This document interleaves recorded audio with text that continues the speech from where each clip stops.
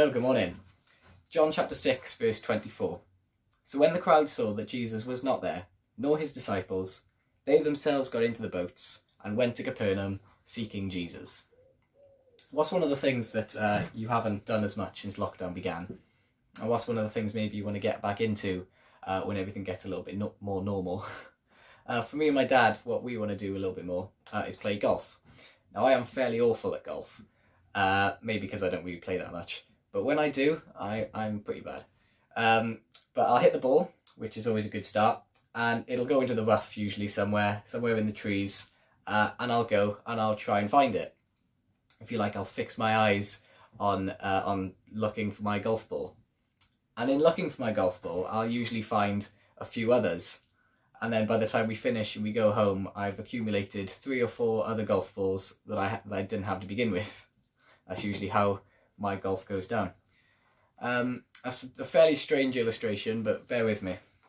So in John chapter 6, Jesus has just fed 5,000 people. You know that story with the 5 loaves and the 2 fish. And now a few of those people, a crowd of them, they've gone into boats and they've sailed over to Capernaum, and it says that they're seeking Jesus, which sounds like a good thing, until in verse 26, Jesus says that they're not really seeking him. It says in verse 26, "Truly, truly, I say to you, you are seeking me, not because you saw signs, but because you ate your fill of the loaves."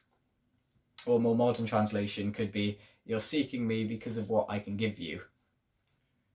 I just want to say there's nothing wrong with asking for stuff that Jesus can give us. There's nothing wrong in seeking for more joy, more peace, more strength. Jesus says, ask and it will be given. But I think if that's all we're looking for, if that's all we're asking for, I think Jesus is saying that we're missing the point. Verse 31 to 35 says this. The crowd say to Jesus, "Our fathers ate the manna in the wilderness. As it is written, he gave them bread from heaven to eat." Jesus said to them, "Truly, truly, I say to you, it was not Moses who gave you the bread from heaven, but my Father gives you the true bread from heaven. For the bread of God is he who comes down from heaven and gives life to the world." They said to him, "Sir, give us this bread always." And Jesus said to them, "I am the bread of life. Whoever comes to me shall not hunger, and whoever believes in me shall never thirst." As wonderful as peace and joy and wisdom and all of these things are, if that's all we ask for, if we ask for wisdom but not in light of a deeper love for Jesus and just who he is, then we're just as bad. We're just like the crowd that comes up to Jesus. In verse 34 they say, "Sir, give us this bread always.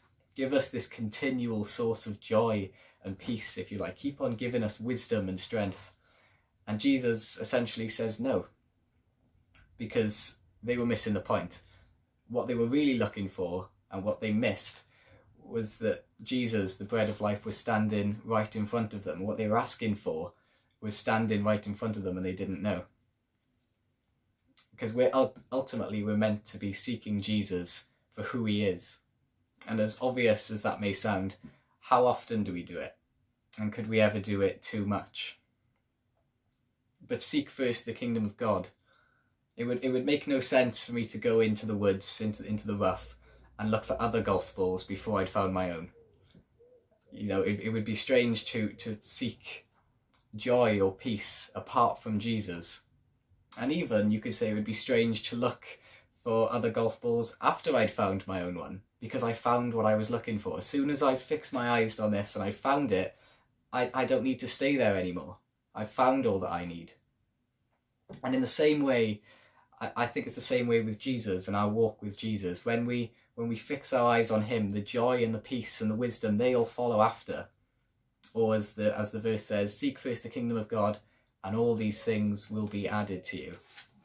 In Psalm 27, verse 4, it says this, "One thing I have asked of the Lord, and that I will seek after, that I may dwell in the house of the Lord all the days of my life, to gaze upon the beauty of the Lord and to inquire him in his temple."